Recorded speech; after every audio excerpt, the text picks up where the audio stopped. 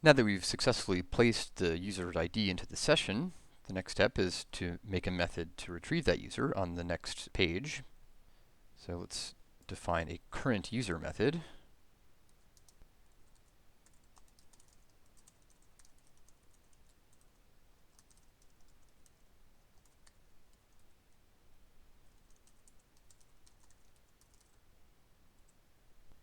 Because we put the ID in the session like this, we can pull it out using the same code, and so we can just return this current user using user.find. And in fact, we could do this. But remember, this raises an error if the user doesn't exist, so it's a little nicer to return nil instead. So we can do user.find by ID session of user ID. So what this is doing is this grabs the information from the browser in the cookie, decrypts it, and then pulls out the user ID. So this works. This actually is a working current user method. But the usual convention in Rails is not to hit the database unless we really have to. So we might use this current user method multiple times on a particular page, say, on a particular request. But this hits the database every time. So the usual convention in Rails, and indeed in Ruby, is to use an instance variable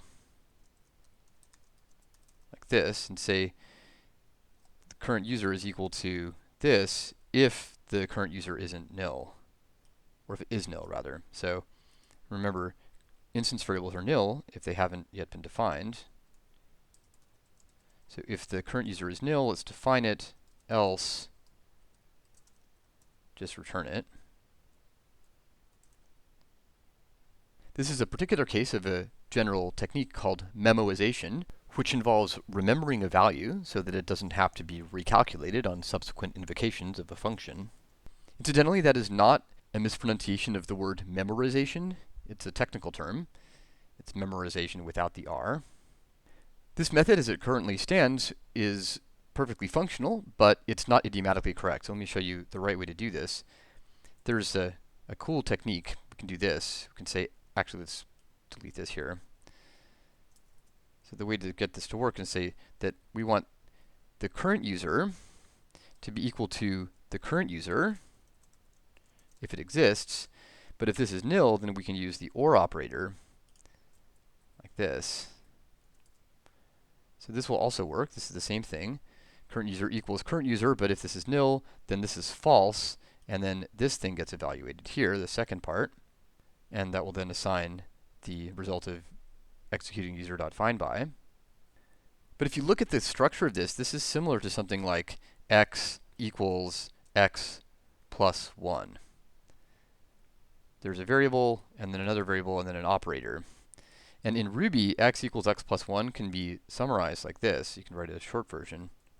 It's plus equals 1. These two things are the same. This is an increment operator, x plus equals 1. And so there's a similar way of doing this in Ruby. We can take this, the operator, which in this over here it's plus. We can take the operator and do or equals, and then get rid of this. So I built it up piece by piece there because this is kind of weird looking. At current user or equals user.findBy ID session of user ID. But this is a very characteristically Ruby line.